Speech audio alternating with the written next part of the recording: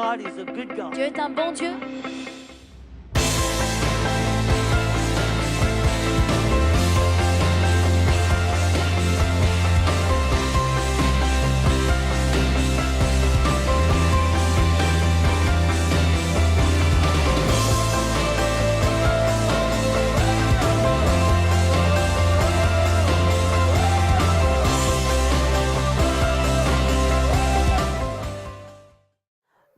Donne-toi entièrement à l'Éternel, ton Dieu.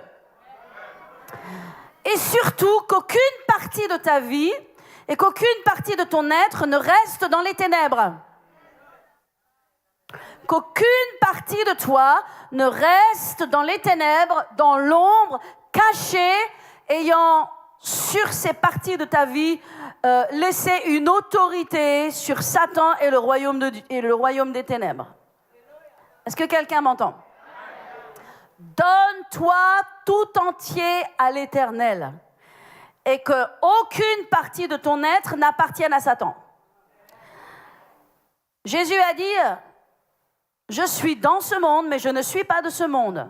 Et il a dit à Satan, tu n'as aucune part, tu n'as aucune partie de moi, tu n'as aucun accès en moi, tu n'as rien en moi. Et je vais vous dire une chose, l'ennemi ne doit avoir rien en toi. Alléluia. Et c'est très important, et j'en ai parlé il y a quelque temps de cela. Je vais en parler régulièrement à l'église, pas dans un esprit de condamnation, mais un esprit d'encouragement, bien sûr. Alléluia. C'est très important de réaliser que nous avons un ciel à gagner, un enfer à perdre. Et je veux vraiment parler ce matin sur l'esprit mélangé. Combien dangereux est l'esprit mélangé? Et combien de gens qui peuvent avoir une étiquette chrétienne mais qui n'ont pas tout donné à Jésus, qui ont gardé des ténèbres dans leur vie, peuvent avoir des surprises au moment de quitter cette terre. Vous savez, il y a des gens qui partent. Quand c'est le temps de quitter l'éternité, il y a des gens qui partent, mais l'ennemi vraiment vient se battre au moment de leur mort pour les réclamer pour le royaume des ténèbres. Ce n'est pas une plaisanterie. L'ennemi se bat pour chaque personne. Et il veut amener et faire descendre chaque personne dans son royaume. Et quand les gens ont laissé des parties sombres et ténébreuses dans leur vie, lorsqu'ils ont gardé des traditions, lorsqu'ils ont gardé des formes de sorcellerie, des formes de choses démoniaques et ténébreuses en eux, eh bien, l'ennemi viendra se battre pour les prendre avec eux. Alors, je n'ai jamais prêché ce message. Mais ce message, Dieu me l'a donné il y a à peu près 2 semaines. Et ce matin, je me sens libérée et je sens l'importance de prêcher ce message. Je ne serai pas longue, mais que ce soit vraiment un encouragement, une exhortation pour chacun de marcher pleinement dans les voies du Seigneur et de ne laisser aucune zone d'ombre dans ta vie. Alléluia. Et je ne suis pas simplement en train de parler de certains péchés. Beaucoup d'entre nous, nous pouvons avoir des choses dans notre vie qui ne sont pas encore parfaites, on se met en colère, on est parfois injuste. Vous savez, le péché, c'est le péché, et il nous faut traiter le péché. Bien souvent, nous jugeons, nous condamnons le péché visible. Mais qu'en est-il du péché invisible? Si quelqu'un qui était ivre entrait dans la maison de Dieu, un ivrogne, un drogué entrait dans la maison de Dieu, on dirait, oh là là, mon Dieu, cette personne a besoin de délivrance, elle va dans les ténèbres, elle est pleine du diable. Mais vous savez, le péché, c'est aussi insulter sa famille, maltraiter ses enfants, parler en mal à sa femme, se mettre en colère, exercer un esprit d'autorité, d'influence sur sa famille, de façon charnelle et démoniaque. Vous comprenez? Il y a le péché visible et il y a le péché invisible. Et nous devons traiter le péché dans notre vie. Alléluia. Nous sommes une œuvre en progression. Mais ce matin, je ne parle pas simplement du péché, des péchés de nos caractères qui doivent être traités, bien sûr. Mais je parle de laisser des choses, des ténèbres dans nos cœurs. Je parle de laisser des choses de notre vie passée. Laisser des choses, des ténèbres de la tradition, venant peut-être de notre culture, de notre famille. Chacun d'entre nous, nous venons avec le Seigneur. Nous venons au Seigneur avec une histoire et un passé. Nos familles ont tout un passé. La plupart des gens qui viennent au Seigneur ont pratiqué des choses, étaient dans l'erreur, étaient dans l'aveuglement, Je parlais avec quelqu'un qui me disait qu'il était dans les arts martiaux, ou dans l'ésotérisme, ou dans le yoga, une autre personne dans le yoga, ou dans toute espèce de choses. Et je vais vous dire une chose, il y a une chose qui est grave dans le corps de Christ. Vous savez, les gens aiment la parole, ils entendent la parole, ça les touche, ça les convainc. Et ce qu'ils font, ils prennent Jésus dans leur vie, mais ils le mettent par-dessus leur passé. Et ils ne se débarrassent pas de leur passé. Il y a beaucoup de choses qu'ils gardent, qu'ils ne nettoient pas dans leur vie. Mais ce matin, Dieu veut faire un nettoyage de printemps. Vous savez ce que c'est un nettoyage de printemps? C'est quand vous ouvrez tous les placards et que vous videz tout, vous sortez tout. Amen. Vous n'êtes pas en train de rajouter des choses dans les placards, mais vous sortez pour faire le tri. Et je vous le dis dans le nom de Jésus, il y a des choses, parfois, dans les cœurs et dans les vies, il faut faire le tri. Parfois, on peut entendre parler des personnes et se demander si elles sont vraiment sauvées. Parfois, on peut entendre parler des personnes et il peut y avoir tellement de ténèbres dans leur façon de parler, tellement de superstitions, tellement de choses qui sont reliées au passé, justement, qu'on se demande si la personne, elle est vraiment sauvée. Et c'est pourquoi il est important de comprendre le salut. Le salut, c'est une transformation. Le salut, c'est un demi-tour sur vous-même. Vous alliez dans cette direction, maintenant vous allez dans cette direction. Vous parliez de cette façon, vous croyez de cette façon, vous avez cette mentalité-là. Mais maintenant, le royaume de Dieu est entré en toi et tu as cette mentalité-là. Celle du royaume. La mentalité du royaume s'entend dans nos paroles. La mentalité du royaume se voit dans nos actes et dans nos façons d'être. Alléluia. Nous ne sommes plus superstitieux. Nous ne sommes pas en train de colporter la peur et la mort et la malédiction et toute espèce de paroles négatives empreintes du royaume des ténèbres. Par contre, nous colportons la vie, la victoire, la foi. Nous ne disons pas des choses et nous ne nous accordons pas avec le royaume des ténèbres. Nous parlons selon le royaume de Dieu parce que nous avons reçu un changement et une transformation.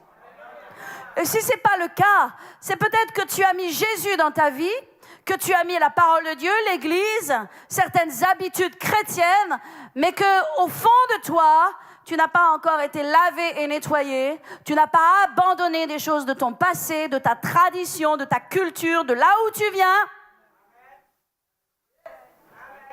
Et ce sont des zones d'ombre terribles. Parce que lorsque tu veux que les choses se fassent et changent dans ta vie, tu as deux royaumes en toi. Vous savez, il y a des gens qui pensent parfois, oh, ça peut être long au travers du royaume de Dieu, de passer par la voie du Seigneur, je vais prendre un raccourci, je vais retourner dans mes traditions, je vais retourner dans ma façon de faire passer, ça va aller plus vite. Et il y a un mélange dans leur vie. Mais vous savez, le salut n'est pas dans le mélange. Et pour qu'une âme soit sauvée, une âme pleinement sauvée, elle n'est pas mélangée. Le mélange, ce n'est qu'un accord mental avec les choses du royaume de Dieu. Mais nous ne sommes pas là pour avoir un accord mental. Nous sommes là pour être changés et transformés. Et quand nous quitterons cette terre, nous irons dans le royaume de Dieu et il n'y aura aucune contestation sur nos vies et sur nos âmes. Alléluia. Et c'est cette parole que je veux vous partager ce matin. C'est cette parole que je veux vous prêcher et je vous exhorter de mettre la lumière et la repentance sur les zones d'ombre, les choses qui appartiennent encore aux ténèbres et qui peuvent être dans vos vies. Alléluia. Le salut n'est pas culturel. Est-ce que vous comprenez? Le royaume de Dieu n'est pas culturel. Le royaume de Dieu n'accepte aucune tradition. C'est important de le comprendre. Alléluia. Je ne vais pas être très longue ce matin, mais je veux vous partager cette parole. Vous devez comprendre une chose. Dieu vous aime. L'amour de Dieu pour vous est incontestable. Il est d'ailleurs inconditionnel.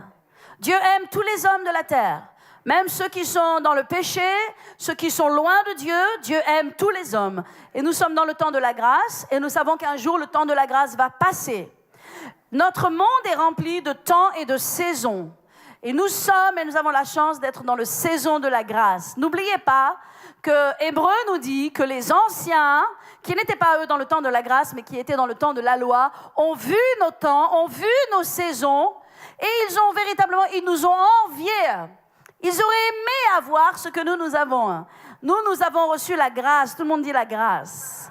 Je vais vous dire, le temps de la grâce, c'est un temps merveilleux. C'est un temps dans lequel Dieu exerce sa patience envers tous les hommes. Et vous savez, la Bible nous parle de la patience de Dieu au temps de Noé. Au temps de Noé, Dieu a exercé sa patience. Et c'est très intéressant d'étudier Noé. Il y a beaucoup de choses à apprendre à propos de Noé. Mais nous voyons que Noé était dans une génération qui était extrêmement corrompue. Il s'avère que la génération de Noé, Jésus a dit que dans les derniers temps, en Matthieu 24, Jésus a dit, lorsque les disciples lui ont demandé, quand viendra ton avènement, quand viendra les temps de la fin, Jésus s'est assis avec ses disciples et il leur a parlé, il leur a déroulé le Matthieu 24 et il a terminé en disant que les temps de la fin seront comme au temps de Noé où les hommes mangeaient, buvaient, se mariaient et se donnaient en mariage et le jour de l'Éternel, le jour de l'avènement de Jésus-Christ viendra et les prendra comme par surprise. Nous sommes aujourd'hui dans les temps de Noé. Alléluia. Dans les temps de Noé, la corruption était sur toute la terre. Si vous regardez avec moi dans Genèse 6, tournons un petit peu dans la parole de Dieu dans Genèse 6, nous allons voir dans quel temps nous étions à ce temps-là et dans quel temps nous sommes aujourd'hui. Il y a eu toute forme de corruption, au point même où les démons, il y avait une telle activité démoniaque et de ténèbres, que les démons sont descendus coucher avec les femmes, qu'elles ont donné naissance aux héros de l'Antiquité. Lisez votre Bible, c'est écrit dans la Bible, alléluia, ce n'est pas une invention. Et que la terre était corrompue. Si vous regardez au verset 5, l'Éternel vit que la méchanceté des hommes était grande sur la terre, et que toutes les pensées de leur cœur se portaient chaque jour, tout le monde dit chaque jour, uniquement vers le mal. Est-ce que vous vous rendez compte de ça? Est-ce que quelqu'un comprend cette parole? Au temps de Noé, les pensées des hommes se portaient chaque jour, tout le monde dit chaque jour, uniquement vers le mal. C'est grave, hein? Et l'Éternel se repentit d'avoir fait l'homme sur la terre, et il fut affligé en son corps. Et l'Éternel dit, j'exterminerai de la face de la terre l'homme que j'ai créé. Et puis au verset 8, mais Noé trouva grâce aux yeux de l'Éternel. Noé était un homme juste et intègre. Noé marchait avec Dieu. Est-ce qu'il y a quelqu'un ici qui marche avec Dieu? Est-ce qu'il y a un Noé dans cet endroit? Alléluia. Alors il est écrit, verset 11, la terre était corrompue devant Dieu, la terre était pleine de violence. Et Dieu regarda la terre et voici elle était corrompue car toute chair avait corrompu sa voix. Alors Dieu dit à Noé, la fin de toute chair est arrêtée devant moi. Et il lui dit qu'il va détruire la terre et il lui dit maintenant, verset 14, fais-toi une arche de bois. Et il va donner tout le plan de l'arche. C'est important de comprendre cela ce matin. Toute chair était corrompue. Le mal était sur toute la terre. Il y avait un tel niveau de corruption et tel niveau de mal. Et ce niveau de mal, nous le retrouvons dans notre société aujourd'hui. Quand Jésus a dit qu'il reviendrait dans un temps comme au temps de Noé où les gens mangeaient, buvaient, se mariaient et donnaient en mariage, on dit qu'est-ce qu'il y a de mal à cela? Il n'y a pas de mal. Mais Jésus a dit qu'il reviendrait quand les gens vivront une vie qui semble normale. Ça veut dire que dans la vie de tous les jours, à un moment donné, le Seigneur Jésus va revenir. Jésus ne connaît pas ni le jour ni l'heure. Pensez-vous que nous les hommes, nous pouvons connaître le jour et l'heure? Jésus ne le connaît pas, mais le Père détient la date de son autorité suprême. C'est dans l'autorité même de Dieu le Père. Et Jésus ne connaît pas cette date. Il y a des gens qui se travaillent la tête à vouloir définir le jour. Mettez tout ça de côté. Reconnaissez plutôt les temps et les saisons. Ne cherchez pas un jour. On nous a dit que le 21 décembre 2000, je ne sais plus quoi, 10 ou 12 ou 11 ou je ne sais quoi, c'était la fin du monde. Reconnaissons simplement les temps La date appartient à l'Éternel. Maintenant, ce que vous devez comprendre, c'est que les gouvernements du monde sont très importants. Parce qu'il y a des gouvernements qui sont tellement méchants et qui libèrent une telle méchanceté et corruption sur la terre qu'ils accélèrent le jour du retour du Seigneur. Et il y a d'autres gouvernements qui sont des gouvernements pieux, des gouvernements qui ramènent la justice de Dieu, la crainte de l'Éternel, ils ralentissent le jour du Seigneur. Est-ce que quelqu'un m'entend? En tout cas, lorsque Jésus reviendra, ça semblera comme un jour normal. Et c'est ce que veut nous dire ce verset, les gens mangeaient, buvaient, se mariaient. Il n'y a pas de mal à manger, boire et se marier. Amen. Mais ce verset nous montre aussi que les gens vivent une vie sans Dieu. Une vie dans laquelle ils n'ont pas de temps pour Dieu. Une vie dans laquelle ils ne se préoccupent pas de Dieu. Une vie dans laquelle ils ont une totale indifférence avec Dieu. Ils vivent, ils mangent, ils boivent, ils se marient, ils donnent en mariage et Dieu ne fait pas partie de leur vie. Ce que je veux que vous sachiez à propos de Noé, Noé est la 10e génération après Adam. Lorsque Adam a invité le péché dans le monde, 10 générations plus tard, au temps de Noé, le mal est arrivé à son comble. Et nous avons vu nous-mêmes dans les générations, nous rappelons de la génération de nos arrière-grands-parents, la génération de nos grands-parents, la génération de nos parents et notre génération et la génération de nos enfants. Nous voyons que dans la génération de nos arrière-grands-parents, faire le mal, c'était peut-être se retrouver dans une maison, dans un sous-sol et danser un petit peu. À l'époque, c'était une révolution. À l'époque, c'était le péché, la honte, la chose terrible, c'était la rébellion par excellence. Puis après la génération suivante, qui a été la génération du rock'n'roll, les jeunes se retrouvaient, ils dansaient le rock, ils aimaient la musique, etc. Et tous les anciens, les parents, etc. disaient « Ah, la rébellion ». Vous comprenez? Et c'était un niveau au-dessus, et il y avait la musique, il y avait toutes ces choses. Et à l'époque, c'était le summum de la corruption. Quelqu'un m'entend? Puis après est arrivée la génération 68, la génération de nos parents. Et là, c'était la révolution sexuelle. Tout le monde couche avec tout le monde, on casse tous les tabous, on a le droit de tout faire, on a l'autorité sur notre propre corps, blablabla, on casse tout. Oh, et combien on dit, c'était vraiment le pire. Mais notre génération est arrivée, la génération de nos enfants est arrivée. Et moi, quand je vois ma génération et la génération de mes enfants, de nos enfants, je dis, mon Dieu, comment est-ce que nos enfants vont survivre dans ce monde? Parce que le niveau de corruption et de mal dans la vie de nos enfants, dans la génération dans laquelle ils vivent, est juste incroyable par rapport au niveau de corruption de ma génération. Ma génération, les gens buvaient, les jeunes sortaient, couchaient ensemble, faisaient toutes espèces de choses. La génération de nos enfants, ils se montrent nus et font des choses impies au travers d'Internet. Il n'y a plus aucune pudeur. Dans ma génération, il y avait de la pudeur. Dans ma génération, on ne voyait pas tout ce que l'on voit. Mais dans la génération de nos enfants, mon Dieu, il n'y a plus qu'un bout de tissu pour couvrir le corps. On dirait qu'il n'y a plus de tissu sur la terre. On dirait qu'il y a une rupture mondiale. Oh my goodness. Et je vais vous dire, il y a de génération en génération, et nous voyons ça de Adam à Noé, et nous voyons ça aussi dans nos générations. Il y a chaque génération est de plus en plus mauvaise, se tourne de plus en plus vers le mal. Nous sommes dans la génération de la liberté sexuelle, nous sommes dans la génération de l'homosexualité, nous sommes dans la génération où vous connaissez la génération dans laquelle nous sommes.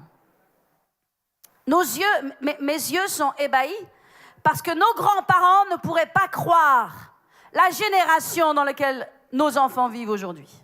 Et pourtant, il y a 3 générations qui nous séparent. C'est un monde à part. Ce que je veux vous dire, c'est que lorsque le mal est arrivé à son comble, et nous sommes dans ces temps, et nous sommes appelés à être des Noé qui prêchent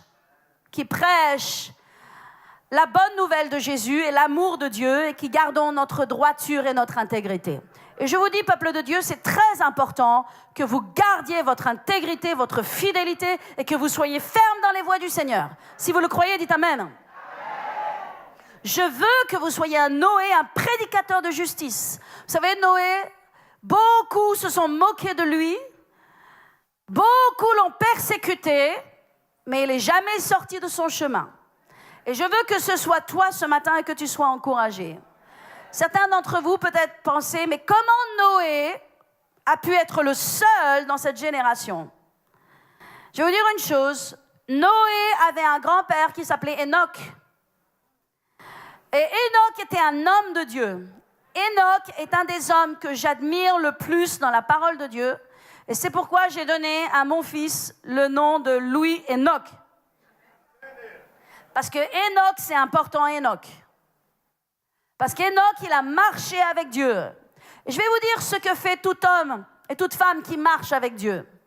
Un homme, une femme qui marche avec Dieu, il parle de Dieu. Et il parle de l'amour de Dieu. Et moi, je peux voir que Enoch, il a pris son petit-fils qui s'appelait Noé, il l'a mis sur ses genoux. Et il lui a dit, tu vois Noé, je vais te parler des bontés de l'Éternel. Je vais te parler de l'amour de l'Éternel. Je vais te parler de la fidélité de l'Éternel. Alléluia. Et si vous êtes un homme de Dieu, si vous êtes vraiment un chrétien, si Dieu est à l'intérieur de vous, si vous marchez avec le Seigneur, vous allez parler à vos enfants de l'Éternel. Vous allez parler à vos petits-enfants de l'Éternel. Vous allez parler à votre famille de l'Éternel.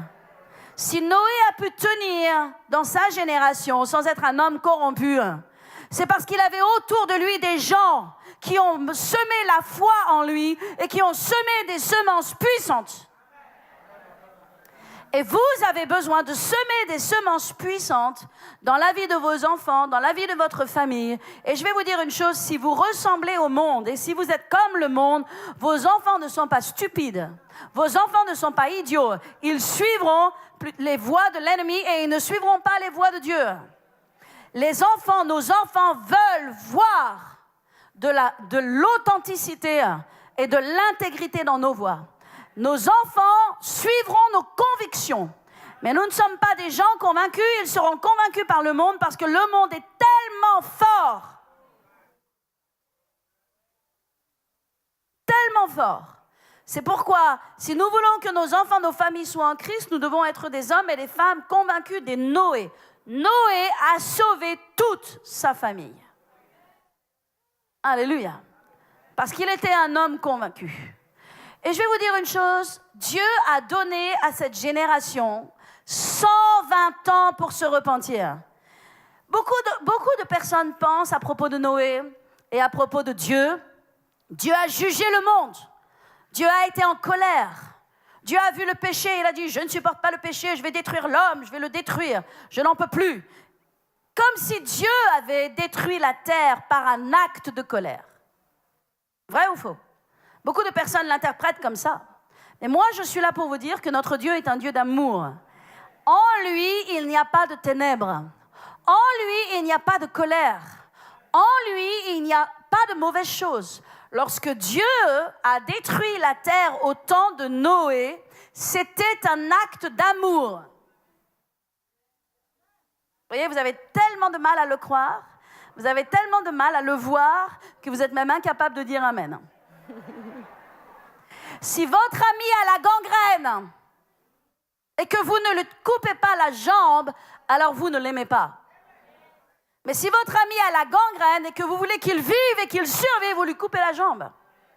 Aussi horrible soit-il.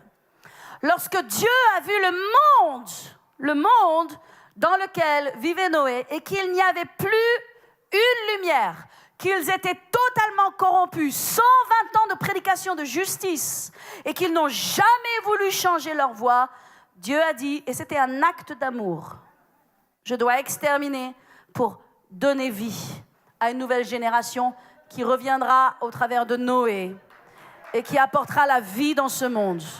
Parce que Dieu a un rêve. Lorsque Dieu a créé l'homme, vous et moi, il s'est créé une famille. C'est pourquoi Dieu est ton Père. Est-ce que quelqu'un m'entend?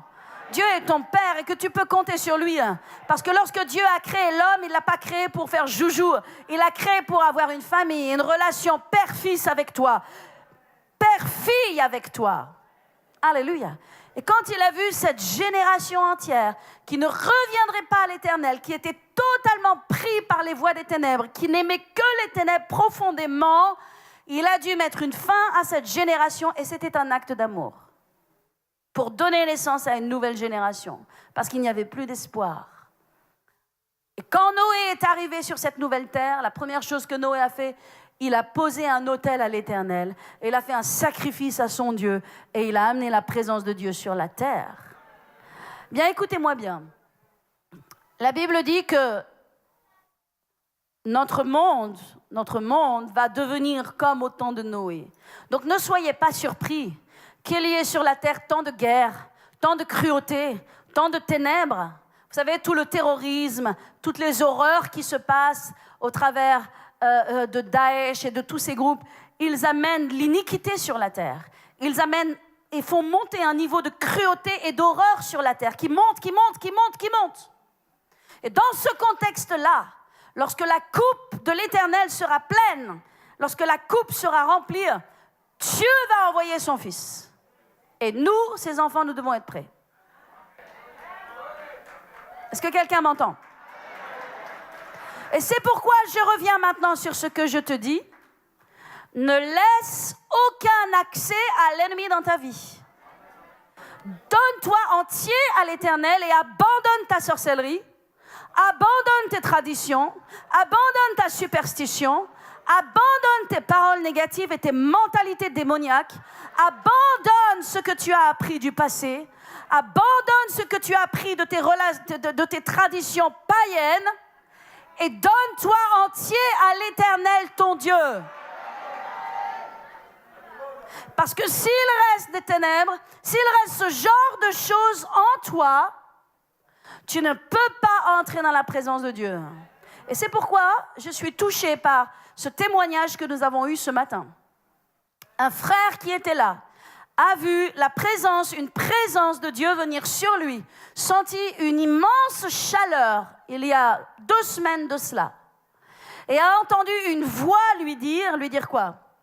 Que toutes les personnes de PCC qui seront baptisées seront sauvées. Cela semble anodin de dire cela. Bien sûr, les gens qui sont baptisés sont sauvés. Non. Ne comprenez pas le baptême comme un simple acte de mettre quelqu'un dans l'eau et d'en en ressortir. Je peux prendre n'importe quelle personne dans le monde, le mettre dans une piscine et faire hop hop. Ça ne l'amène pas au ciel. Le baptême, c'est la suite du salut, c'est la partie visible du salut. Le baptême, c'est l'engagement de marcher avec Christ et de renoncer aux choses des ténèbres. C'est l'engagement d'avancer dans une vie nouvelle avec Dieu, où il n'y a plus de retour en arrière et ma vie est changée, elle est transformée et je suis un chrétien et je suis un disciple de Jésus et maintenant plus rien ni personne ne me ramènera dans mes histoires du passé, dans ma sorcellerie du passé, dans mes traditions du passé, dans mes malédictions et dans mon cœur de dur et mauvais. C'est terminé. Ça, c'est le baptême. Ça, c'est le baptême. Eh bien, cette parole, elle est très importante. Et vraiment, elle va dans ce que j'ai besoin de vous dire. Parce que si vous n'êtes pas baptisé dans ce baptême d'intégrité en Dieu, et surtout d'intégralité en Dieu, qu'est-ce qu'il était dit dans cette vision? Ceux qui ne seront pas baptisés n'auront pas accès au royaume de Dieu. N'auront pas accès au royaume de Dieu. Non seulement sur la terre, ils n'auront pas accès aux bénédictions de Dieu et aux percées de Dieu, mais encore dans le ciel. Est-ce que vous comprenez? Tellement de gens viennent à Jésus, n'abandonnent pas leurs traditions, gardent des choses dans le secret, font des choses dans le secret et viennent, amen, alléluia, à l'église. Et je veux partager un passage de l'Écriture avec vous et nous allons terminer dans quelques minutes. Oui, je ne vais pas être long. Mais nous allons ensemble dans Acte 8. Est-ce que vous allez bien? J'aimerais dire une chose très importante. Quand je prêche, je ne prêche pas pour une personne. Je ne prêche pas pour quelqu'un en particulier. Si la parole va dans votre cœur, elle doit venir dans votre cœur avec amour. Parce que je ne suis pas là pour condamner qui que ce soit. Je suis là pour aider. Je suis un berger. Je ne suis pas un boucher. Je n'amène pas les brebis à l'abattoir. J'amène les brebis dans la bergerie. Et je parle la parole pour que les âmes soient sauvées. Je ne parle pas pour condamner qui que ce soit. Maintenant, si vous ressentez un esprit de condamnation, sachez que l'esprit de condamnation ne vient pas de Dieu. Parce que la Bible dit qu'il n'y a plus de condamnation pour ceux qui sont en Jésus-Christ. Par contre, vous ne devez pas ressentir un esprit de condamnation, mais un esprit de persuasion. Lorsque l'on est persuadé par le Saint-Esprit, on peut pleurer et être brisé dans la présence de Dieu. Ce n'est pas de la condamnation, c'est de la repentance. Et la repentance mène au salut.